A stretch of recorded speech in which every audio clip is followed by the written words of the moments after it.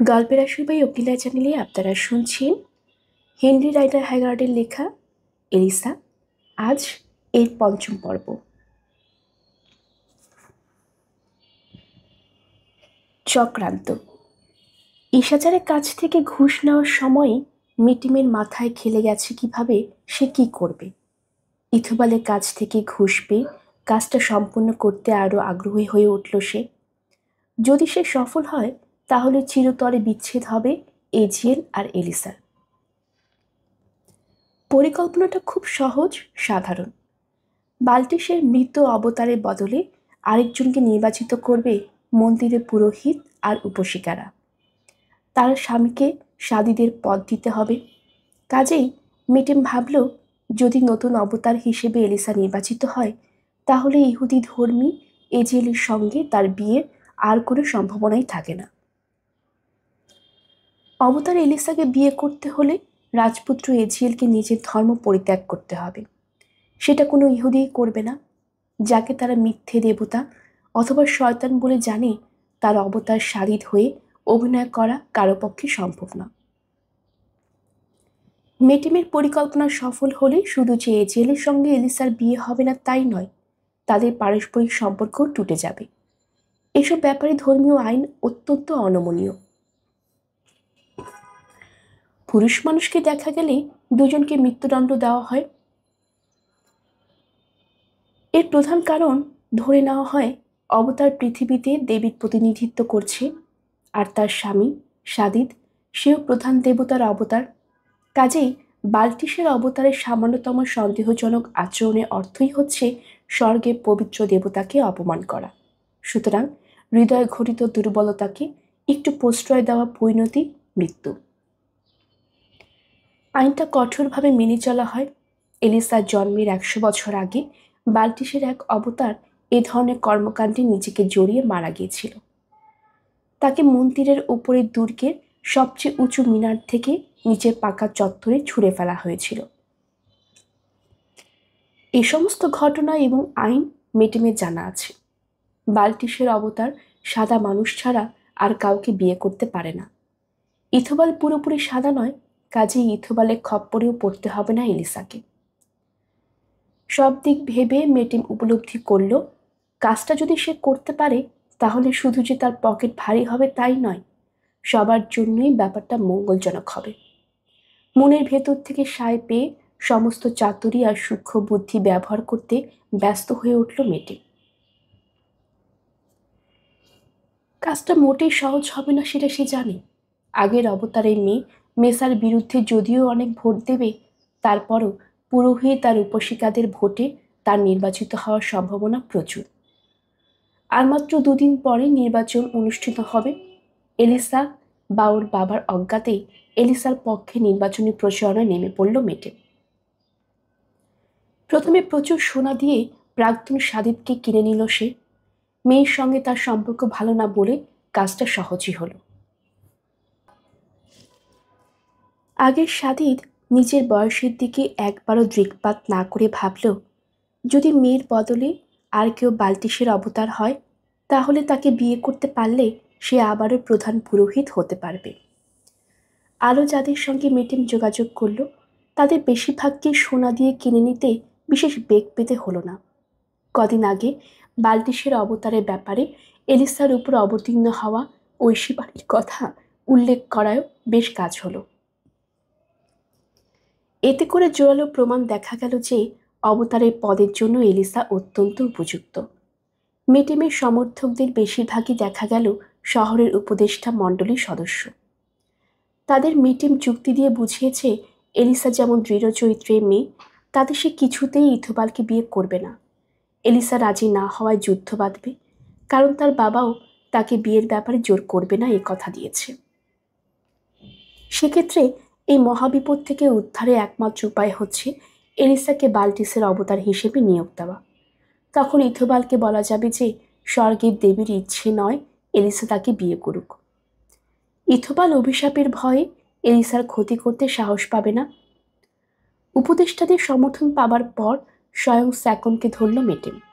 প্রথমে তাকে দিয়ে গোপনীয়তার শপথ করালো, তারপর যুক্তি দিয়ে বোঝালো যদি এলিসার সঙ্গে এজেলের বিয়ে হয় তাহলে ইথোবালের রোশানলে পড়তে হবে।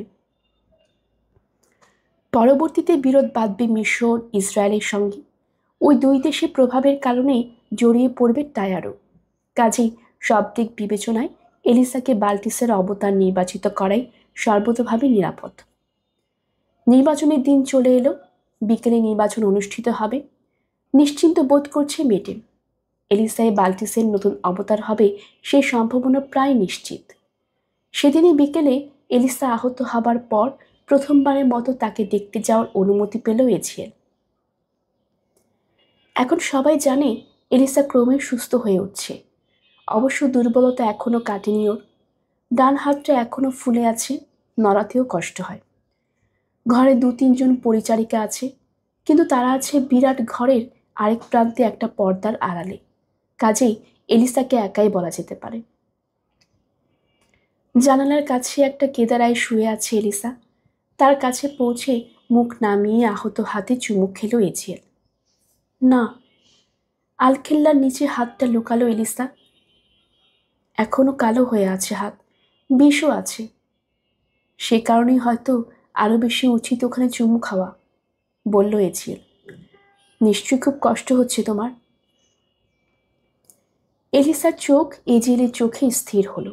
ফিস করে বলল এলিসা, হাতে কষ্ট হচ্ছে না রাজপুত্র, কষ্ট হচ্ছে কপালে।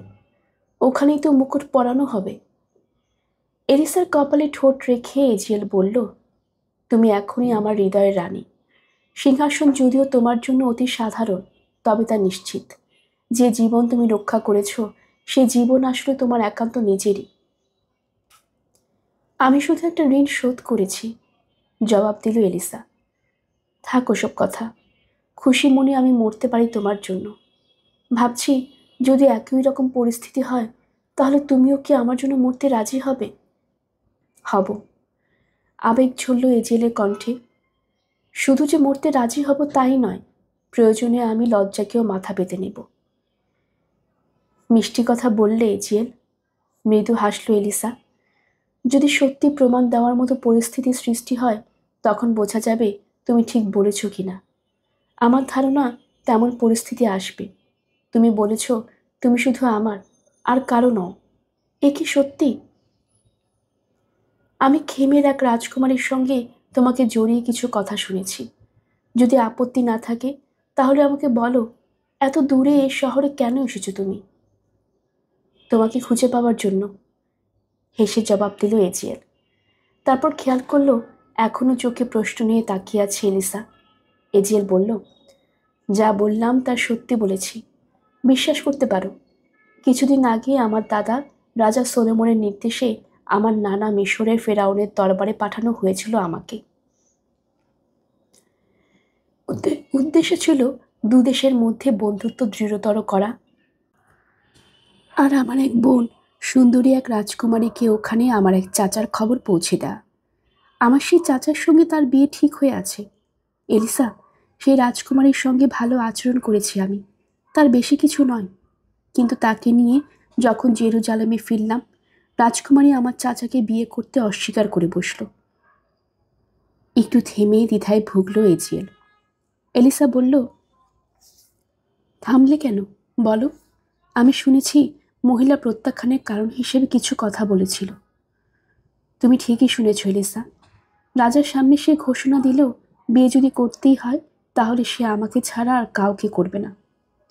ভীষণ রেগে গেল আমার চাচা।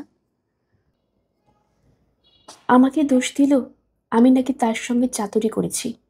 শপথ করে বলতে পারি এলিসা, এই ধরনের কোনো নোংরামি আমি করিনি। যদিও মেয়েটা ছিল খুব সুন্দরী এজিয়েল। তারপর মহান রাজা কি বললেন? তিনি বললেন, যেহেতু যার সঙ্গে রাজকুমারীর বিয়ে ঠিক হয়েছিল তাকে যখন সে আগে দেখেনি, কাজেই ইচ্ছের বিরুদ্ধে তাকে জোর করে বিয়ে দেওয়া যায় না। তবু যদি পরে রাজকুমারী কারো প্রভাবহীন অবস্থায় মন পরিবর্তন করে, সে কথা ভেবে রাজা ঠিক করলেন আমাকে দূরে দীর্ঘদিনের জন্য পাঠাবেন। ঘটনা এই এলিসা। এটা তো পুরো ঘটনা নয়, নিশ্চয়ই আরো কিছু বলেছিলেন রাজা। ব্যগ্র দেখালো এলিসাকে। তিনি আরো বলেছেন, খানিকটা অনিচ্ছা সত্ত্বেও বলল এজিএল। আমি ফেরার আগে যদি রাজকুমারী তার মত পরিবর্তন করে আমার চাচাকে বিয়ে করে তো ভালো, নইলে তা যদি সে না করে, যদি তখনও আমাকে বিয়ে করতে চায় তাহলেও ভালো। এই কথা শুনে আমার অসন্তুষ্ট চাচা বোধ হয় খানিকটা স্বস্তি পান। আমি স্বস্তি পাচ্ছি না রাজপুত্র, বলল এলিসা। টপ টপ করে জল পড়ছে ওর হরিণী চোখ থেকে। আমি ভালো করে জানি ওই মহিলা তার মন পরিবর্তন করবে না। তোমাকে সে ভালোবাসে। তুমি যুবক আর সুদর্শন, তোমার বদলে বয়স্ক এমন একজন লোককে সে বিয়ে করবে না যাকে সে ঘৃণা করে। আর তার মানে হচ্ছে এখান থেকে তুমি যখন জেরুজালেমে ফিরে যাবে তখন রাজার নির্দেশে তুমি রাজকুমারীকে বিয়ে করবে।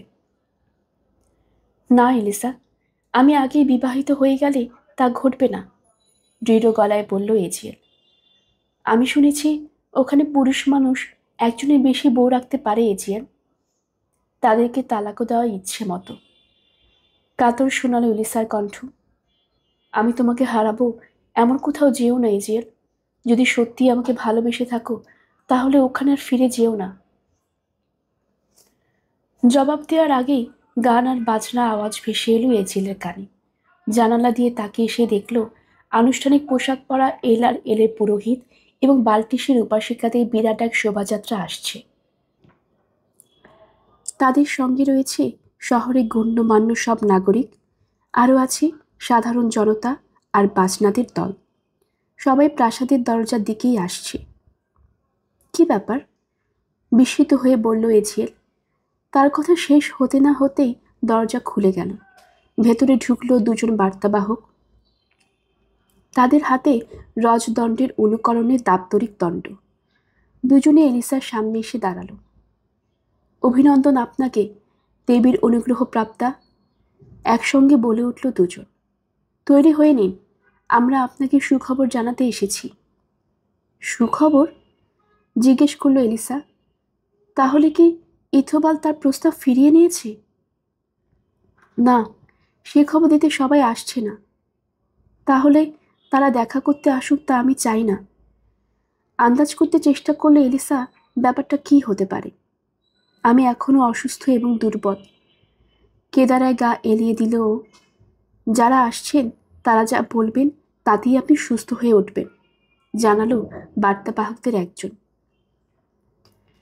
আবার প্রতিবাদ করল এলিসা, কিন্তু ওর কথা শেষ হবার আগেই দরজায় দেখা দিল আগের অবতারের স্বামী সাদিত।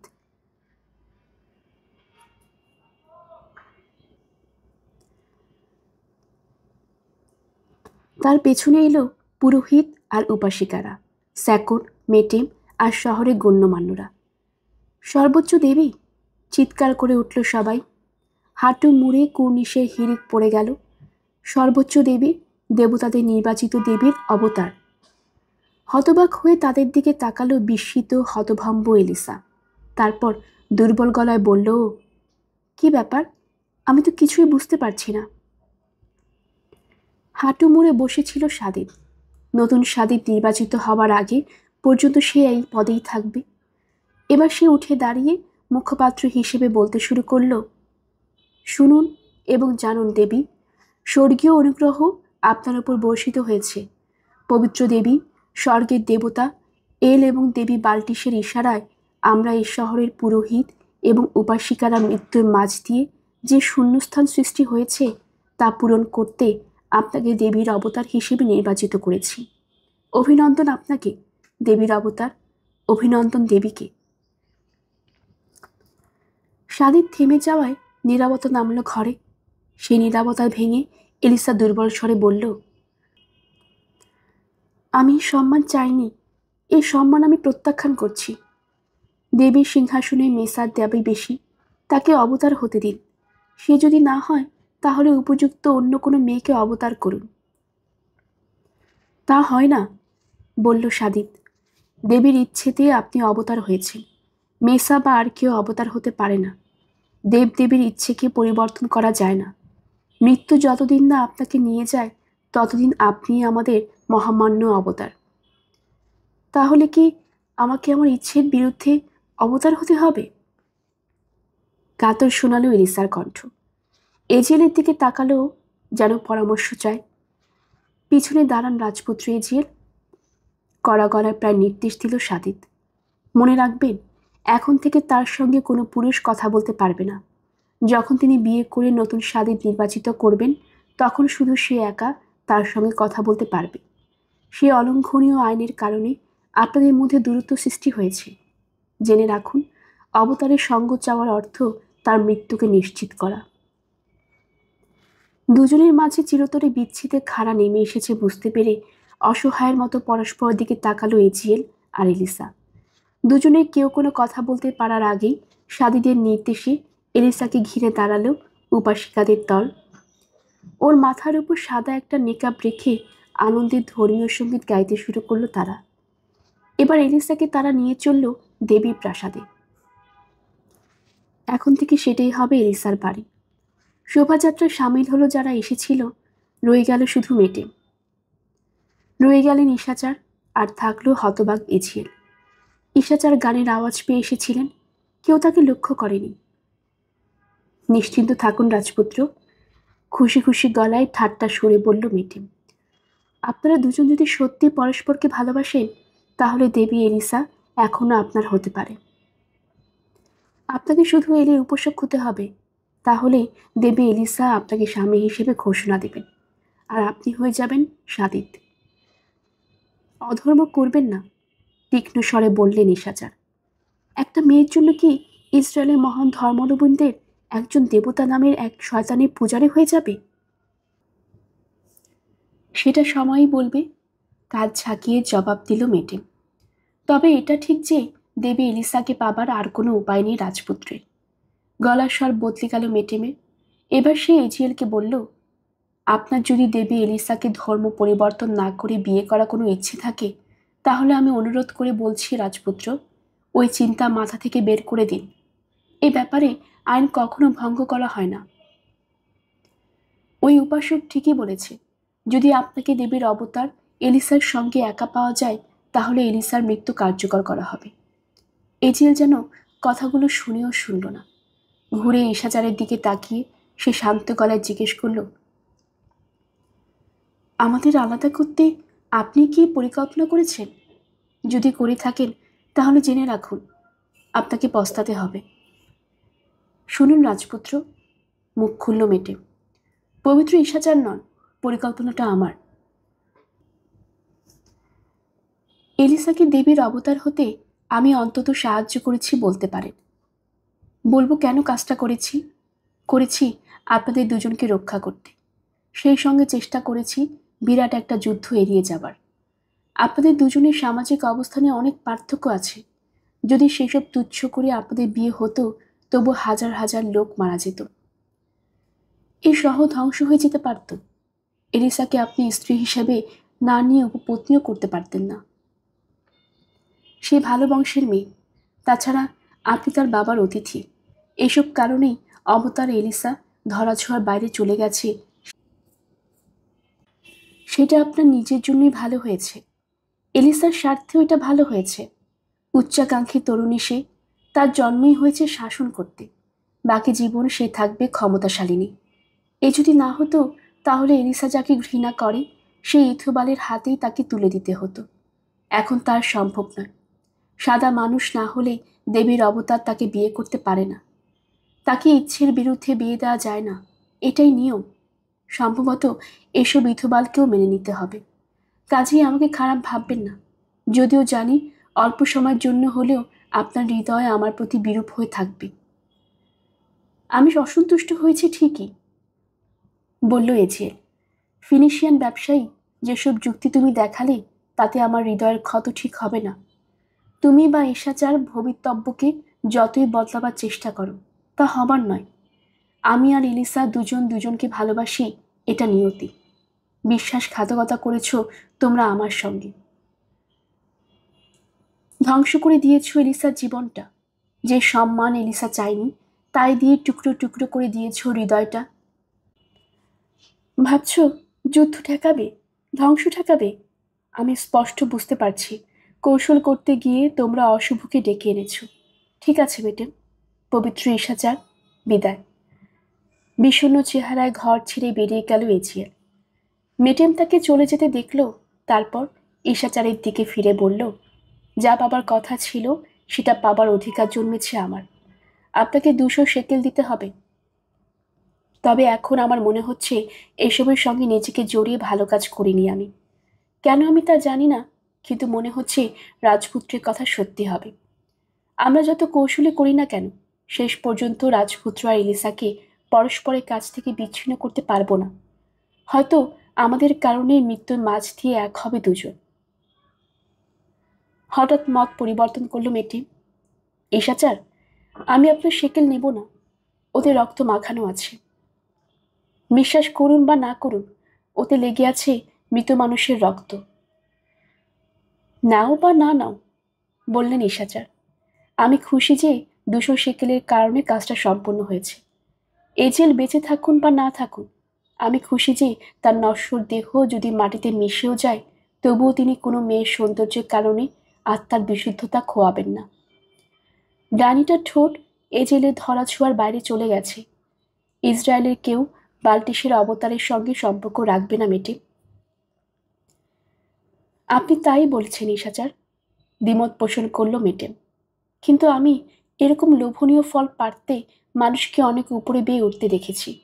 এমনও দেখেছি ফলটা হাতের নাগালে আসার আগেই সে পড়ে যাবে জেনেও উঠছে। ঈশাচারকে একা রেখে বেরিয়ে গেল মেটেমও। ঈশাচার অনুভব করলেন ভবিতব্য আসলেই বদলানো যায় না। কি হতে যাচ্ছে ভবিষ্যতে জানা নেই তার। এরকম শঙ্কা জাগছে কেন মনে? দুতালি।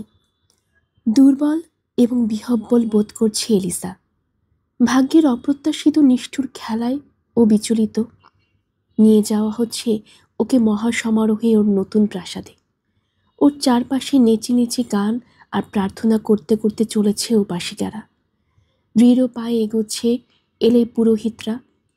পথ করে নিতে নিতেই চিৎকার করছে তারা, পথ ছেড়ে দাও, পথ ছাড়ো চাঁদের নতুন মালকিন বাল্টিস দেবীর জন্যে। পথচারীর সম্মান দেখাতে মাটিতে মাথা ঠুকিয়ে কুর্নিশ করছে, চলেছে যেন বিজয় মিছিল।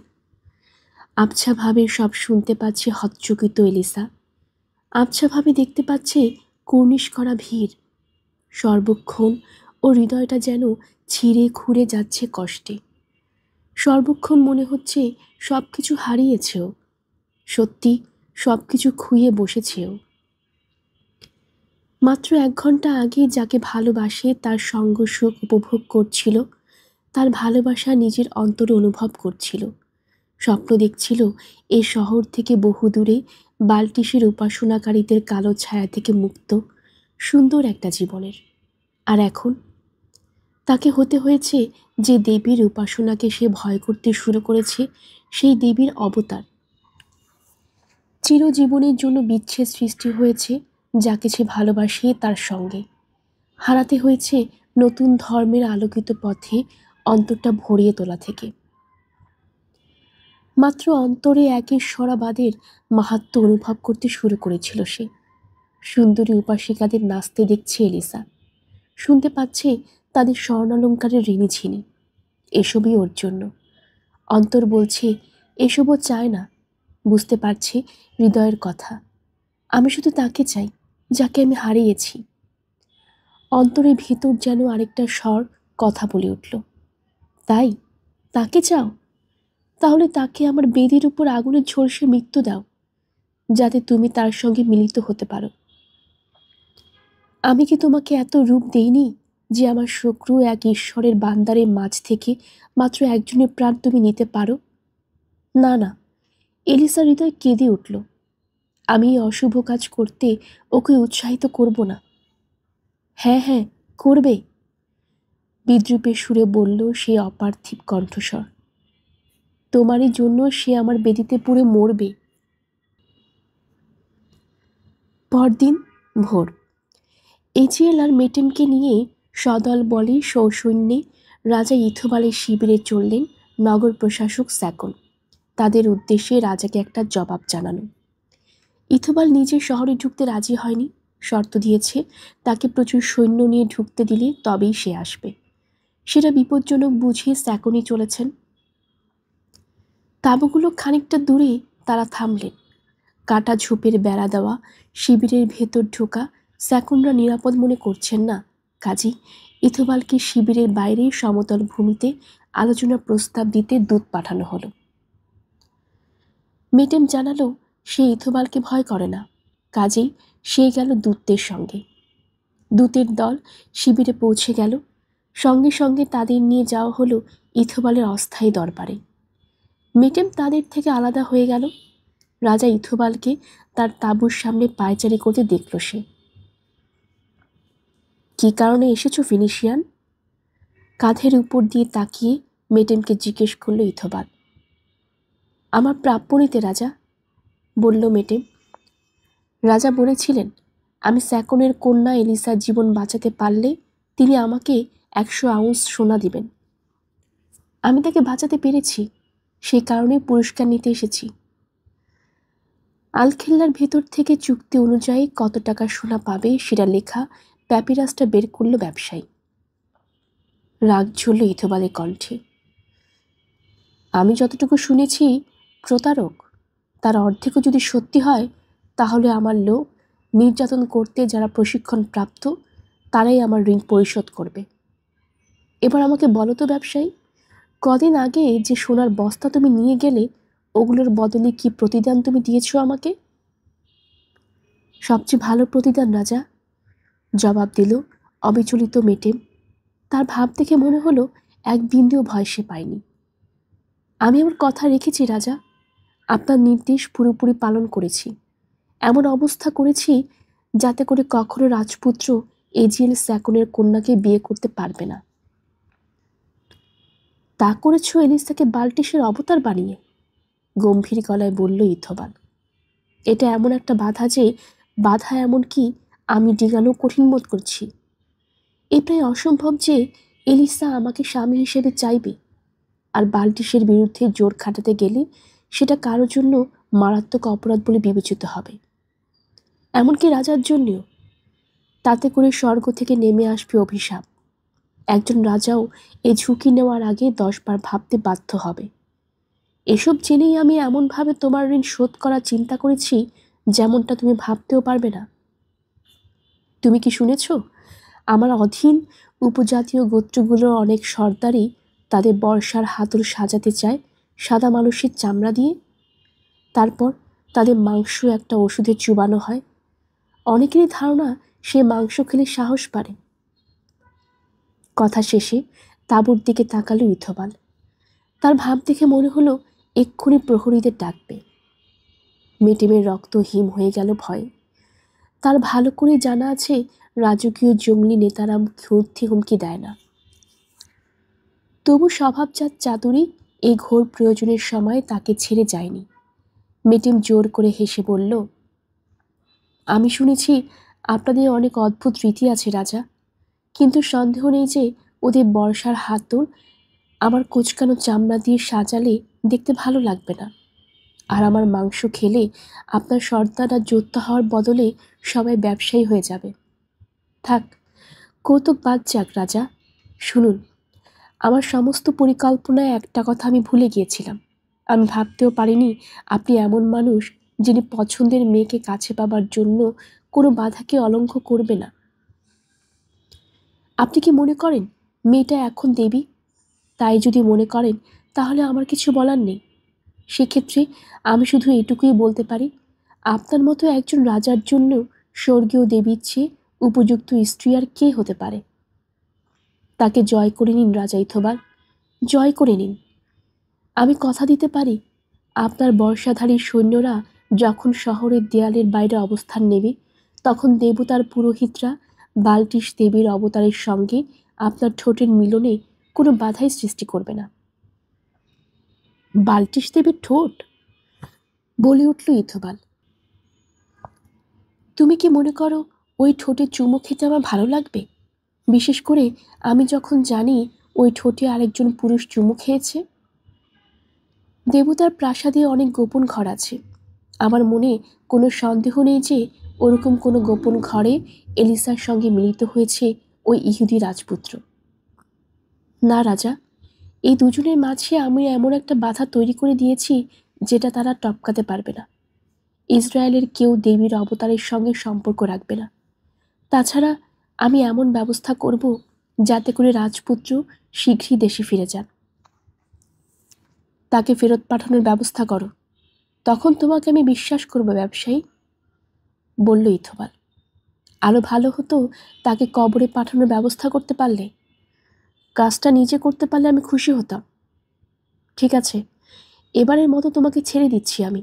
তবে মনে রেখো, যদি আমার কথার অন্যথা হয় তাহলে তোমাকে চরম মূল্য দিতে হবে। কিভাবে দিতে হবে তা তোমাকে আমি বলেছি। এবার ফিরে যাও। বহিরাগত আর ব্যবসায়ীদের সঙ্গে আলাপ করে ফিরে যাওয়ার ব্যবস্থা করো। দাঁড়িয়ে রইলে কেন? তোমাকে আমি যেতে বলেছি। তুমি কিন্তু এখনো বেঁচে আছো। আমি মত পাল্টাতে পারি। এখনো হাতে ধরে রাখা লেখাটার দিকে তাকিয়ে আছে মেটে। এবার বিনীত গলায় বলল, রাজা, আমি শুনেছি আপনি কখনো কথার বরখেলাপ করেন না। একজন বহিরাগত হিসেবেই বলছি, শীঘ্রই আমি চলে যাব আপনার দেওয়া নিরাপত্তা নিয়ে। কাজেই এই ছোট লেনদেনটার কাজ শেষ করে যেতে চাইছি। তাঁবুর দরজার কাছে চলে গেল ইথোবাল। তার কোষাধ্যক্ষকে 100 আউন্স সোনাসহ দেখা করতে নির্দেশ দিল। লোকটা এসে ওজন করে সোনা বুঝিয়ে দিল রাজাকে। এবার ইথোবাল বলল, তুমি ঠিকই বলেছ ব্যবসায়ী। আমি সব সময় আমার ঋণ শোধ করি। কখনো সোনা দিয়ে, কখনো লোহা দিয়ে শোধ করা হয়। সাবধান থেকো যাতে আমি তোমার কাছে আবার ঋণী না হই। কারণ আজকে তুমি সোনা দিয়ে ঋণের শোধ পেয়েছ, কালকে হয়তো লোহা দিয়ে পাবে। যেমনটা আমি বলেছি, বর্ষার হাতলে তোমার চামড়া জড়িয়ে থাকার কথাটা মনে রেখো। এবার যাও। সোনা জড়ো করে আলখেল্লার ভেতর লুকিয়ে রাখলো মেটে। মাথা ঝুঁকিয়ে কুর্নিশ করে কাটা ঝোপের বেড়া দেওয়া শিবির থেকে বেরিয়ে এলো। বিরাট বিপদে ছিলাম, তাতে কোনো সন্দেহ নেই, নিজের মনে বলল সে। কপালে ঘাম মুছল। তবে আমিও ঋণী থাকতে পছন্দ করি না। আজকে আমাকে যে ভয় দেখানো হয়েছে সেজন্য আমিও ঋণী হয়ে গেছি। আমি যদি পারি তাহলে রাজা ইথোবাল, তোমাকে আর এলিসাকে নিজের করে পেতে হচ্ছে না। এখান থেকে যাওয়ার আগে যদি পারি তাহলে তোমার মদের ভেতর ওষুধ ফিরে দিয়ে যাব আমি, অথবা তোমার পেটে একটা তীর ঢুকিয়ে দেব। আমি ফিনিশিয়ার ব্যবসায়ী মেডাম, কথা দিচ্ছি, তোমাকে পস্তাতে হবে। স্যাকনের সঙ্গে আসা লোকজনের কাছে ফিরে মেটেম জানল ইতিমধ্যে রাজা ইথোবালের তরফ থেকে খবর পৌঁছে গেছে। ইথোবাল একটু পরেই শিবিরের বাইরে সমতল ভূমিতে দেখা করবে। কিন্তু অনেকক্ষণ পেরিয়ে গেল, রাজা ইথোবাল এলো না। আবার দূত পাঠালেন স্যাকুন। তাকে জানিয়ে দিতে বললেন শহরে ফিরে যাবার কথা ভাবছেন তিনি। খানিক পর শিবির থেকে বের হলো ইথোবাল, তার সঙ্গে সৈন্য এবং প্রহরী দল। তারা সারিবদ্ধ হওয়ার পর স্যাকুনের দলের দিকে এগিয়ে এলো ইথোবাল। তাকে আরও সঙ্গ দিচ্ছে 12-14 জন উপদেষ্টা আর সেনাপতি। তাদের কাছে কোনো অস্ত্র নেই। শিবির এবং স্যাকুনের দলের তীরের আওতার বাইরে মাঝখানে থামল ইথোবাল। সমান সংখ্যক পুরোহিত আর গণমান্য লোক নিয়ে তার সঙ্গে মিলিত হতে চললেন স্যাকুন। তাদের মাঝে এজিয়েল আর মেটোমো আছে। সঙ্গে আনা ছোড়া ছাড়া সবাই নিরস্ত্র। স্যাকুনের প্রহরীরা টিলার গোড়ায় অপেক্ষা করছে। আনুষ্ঠানিক অভিবাদন বিনিময়ের পর স্যাকুন বললেন, কাজের কথায় আসা যাক রাজা। আপনার জন্য অনেকক্ষণ অপেক্ষা করেছি আমরা। ইতিমধ্যেই এখানে আমাদের কি ঘটেছে জানতে শহর থেকে সৈন্যবাহিনী রওনা হয়ে গেছে। তাহলে কি তারা ভয় পাচ্ছে আমি দূতদের চোরা গোপ্তা হামলা করব? রাগের সঙ্গে জিজ্ঞেস করল ইথোবাল। রাজা দরজা খোলার আগ পর্যন্ত চাকরের দলকে অপেক্ষা করতে হবে, সেটাই কি নিয়ম নয়? আমি জানি না সৈন্যরা ভয় পাচ্ছে কিনা, বললেন স্যাকুন। তবে আমরা কোনো ভয় পাচ্ছি না, সংখ্যায় আমরা অনেক। টিলার দিকে তাকালেন তিনি। ওখানে তার 1000 সৈন্য অপেক্ষা করছে।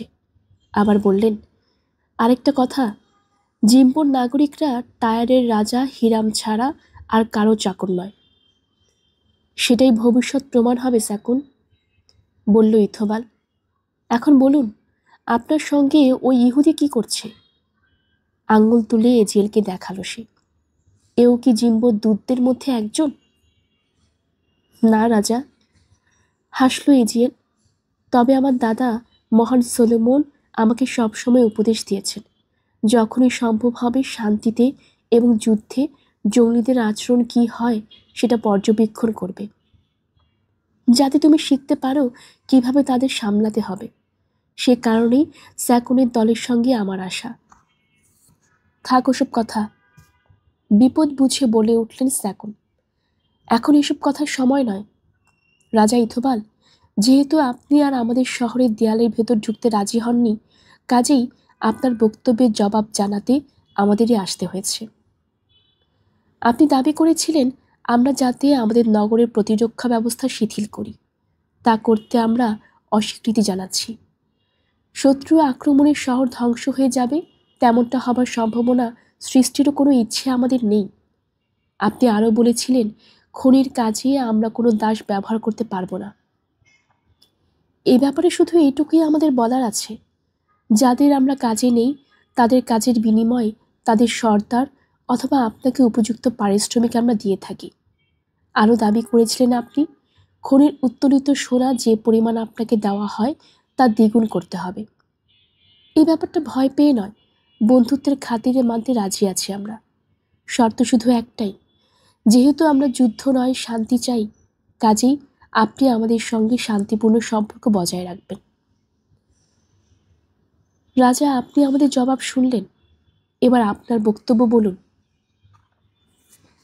পুরোটা শুনিনি স্যাকন, বলল ইথোবাল। প্রথম শর্তটার কি হবে? এলিসা কি স্ত্রী হিসেবে আমাকে বিয়ে করবে? রাজা, তা হবার নয়। স্বর্গের দেবদেবী ব্যাপারটা আমাদের হাত থেকে নিজেদের হাতে তুলে নিয়েছেন। এলিসা এখন বাল্টিসের প্রধান উপাসিকা, বাল্টিসের অবতার। রাগে আরো কালো হয়ে গেল ইথোবালের চেহারা। তাহলে দেবীর হাত থেকে তাকে আমি কেড়ে নেব, সে হবে আমার দরবারের নর্তকী। আপনারা ভেবেছেন যা খুশি করে পার পাবেন?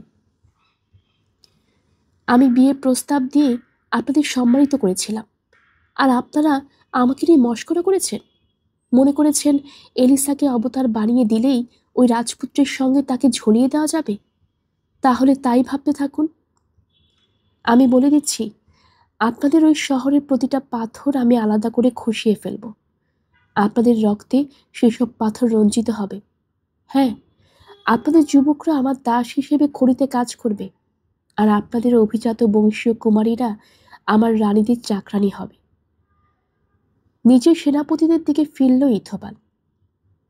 শুনুন, আপনারা সর্দারদের কাছে দূত পাঠান পূব আর পশ্চিমে, উত্তর আর দক্ষিণে। আমাদের নির্ধারিত সময়ে তাদের উপজাতি সহ আমার কাছে আসতে খবর দিন। জিম্বোর প্রতিনিধি দলের দিকে ফিরল ইথোবাল। আপনাদের সঙ্গে এরপরে যখন আমার কথা হবে, তখন আমার অধীনে যুদ্ধ করতে তৈরি থাকবে 1,00,000 সৈন্য। স্যাকন গর্ব ভরে মাথা উঁচু করে বললেন, আপনি যা বলেছেন তাতে যে পরিমাণ মানুষ মারা যাবে, তাদের অন্যায্য মৃত্যুর কারণে আপনি ধ্বংস হন এবং আপনার মৃত্যু হোক, এছাড়া আমার আর কিছুই বলার নেই। ফ্যাকাশে হয়ে গেছে স্যাকনের চেহারা। যত চেষ্টায় তিনি করুন শঙ্কা লুকাতে, সফল হচ্ছেন না। তার সঙ্গীদের চেহারাতেও ফুটে উঠেছে চরম উদ্বেগের ছাপ। কোনো জবাব না দিয়ে ঘুরে দাঁড়ালো ইথোবাল। শিবিরের দিকে হাঁটতে শুরু করে নিচু গলায় তার দুর্দান্ত সাহসী যোদ্ধা দুজন ক্যাপ্টেনকে কি যেন বলল। তারা দলের শেষে হাঁটতে শুরু করল, মাটিতে চোখ নামিয়ে কি যেন খুঁজছে। স্যাকন এবং তার সঙ্গীরাও ফিরে চলেছেন নিজেদের সৈন্যদের দিকে। তবে এজেল একটু অপেক্ষা করল। ক্যাপ্টেন দুজন কি খুঁজছে তা জানতে কৌতূহল বোধ করছে সে। ভদ্রতার সঙ্গে জিজ্ঞেস করল, কি খুঁজছেন আপনারা ক্যাপ্টেন? আমাদের একজনের হারিয়ে যাওয়া একটা সোনার বালা, জবাব দিল তাদের একজন। মাটিতে চোখ বুলালো এজিয়েল। দেখতে পেল ঘাসের একটা চাপড়ায় তলায় অর্ধেক ডুবে আছে সোনার একটা বালা। ওটা তুলল ও। এটাই কি খুঁজছিলেন? হ্যাঁ, অনেক ধন্যবাদ আপনাকে। জিনিসটা নিতে এগিয়ে এলো দুজন। তারপর এজিএল কিছু সন্দেহ করার আগেই তারা দুদিক থেকে শক্ত করে ধরে বসলো এজিএলকে। টেনে হিচড়ে দ্রুত নিয়ে যেতে শুরু করলো নিজেদের শিবিরের দিকে। লোকগুলোর বিশ্বাসঘাতকতার বিপদের মাত্রা বুঝে সামনে পড়ে থাকা একটা বড় পাথরে পা ঠেকিয়ে পেছন দিকে সরতে চেষ্টা করলো এজিএল। তারপর দেহ শিথিল করে দিয়ে মাটিতে শুয়ে পড়ল। ঝটিতে টান পড়ায় তার ডান হাত মুক্ত হয়ে গেল। সঙ্গে সঙ্গে এক ঝটকায় নিজের ছোড়াটা বের করে আনলো সে, বসিয়ে দিল দ্বিতীয় লোকটার কাঁধে। ব্যথায় এজিএলকে ছেড়ে দিল ক্যাপ্টেন। এবার ছেড়ে দেওয়া স্প্রিংয়ের মতো লাফ দিয়ে উঠে দাঁড়িয়ে ঝট করে সরে গেল এজিএল ধেয়ে আসা ক্যাপ্টেন দুজনকে এড়াতে। তার ঘুরেই তীরের বেগে ছুটল স্যাকনের সৈন্যবাহিনীর লক্ষ্য করে। পেছনের আওয়াজ পেয়ে ইতিমধ্যে ঘুরে দাঁড়িয়েছে সেকন এবং তার সঙ্গী সাথীরা। ইথোবাল এবং তার লোকজনও ঘুরে দাঁড়িয়েছে। দৌড়ে এগোলো তারা ক্যাপ্টেন দ্বয় আর এজিএলের দিকে। তারপর থমকে দাঁড়িয়ে ইথোবাল চিৎকার করে বলল, আমি চাই যুদ্ধের কারণ ওই বিদেশিটাকে বন্দি করা হোক।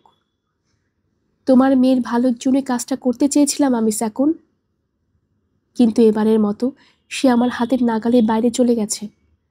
তাতে কিছু এসে যায় না স্যাকন, শীঘ্রই আমার সময় আসবে। কাজে বলছি স্যাকন, যদি নিজের এবং ওর ভালো চাও তো ওকে সেখান থেকে এসেছে সেখানে ফেরত পাঠাও। আমি কথা দিচ্ছি সেক্ষেত্রে ওর কোনো বিপদ হবে না। আরও কথা না বাড়িয়ে শিবিরের দিকে ফিরে চলল ইথোবাল। ক্যাপ্টেন দুজন তার সঙ্গী হলো। তাদের পিছনে বন্ধ হয়ে গেল শিবিরের দরজা।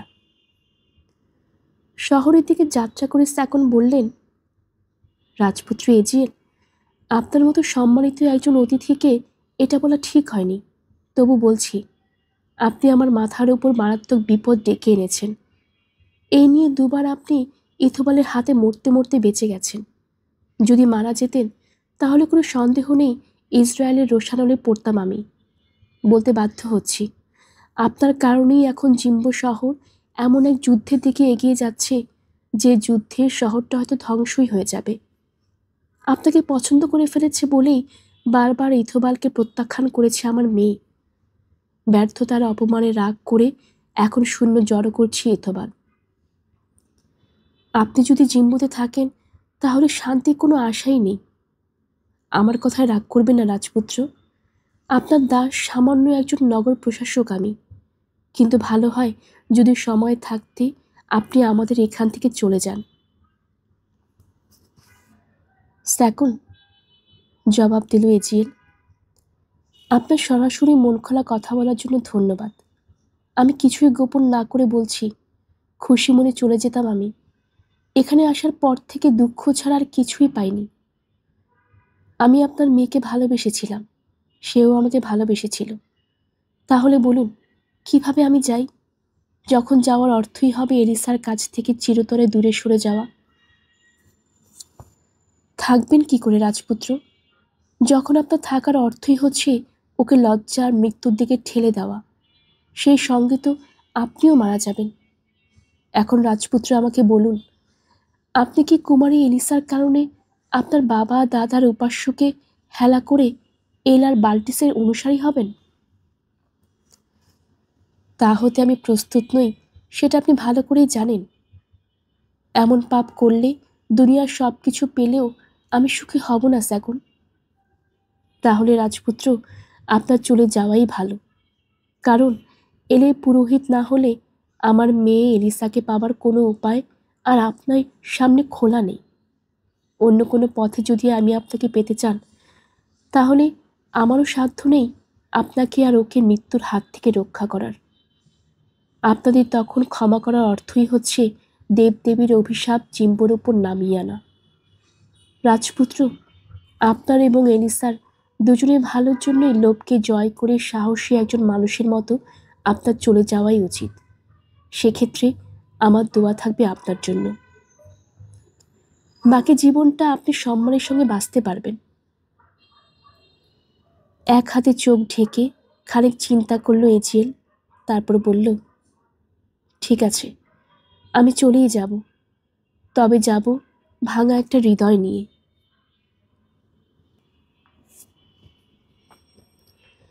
গল্পের আসর বাই অগ্নিলা চ্যানেলে আপনারা শুনছিলেন হেনরি রাইডার হ্যাগার্ডের লেখা এলিসা। আজ এর পঞ্চম পর্ব ছিল। আপনারা যারা নতুন আমাদের চ্যানেলটি শুনছেন, কাইন্ডলি চ্যানেলটি সাবস্ক্রাইব করে নেবেন। আশেপাশে যারা আছেন তাদের সবাইকে জানিয়ে দেবেন। পরবর্তী পর্ব শোনার জন্য আপনাদের সবাইকে আমন্ত্রণ জানানো হলো। সবাই ভালো থাকবেন। ধন্যবাদ।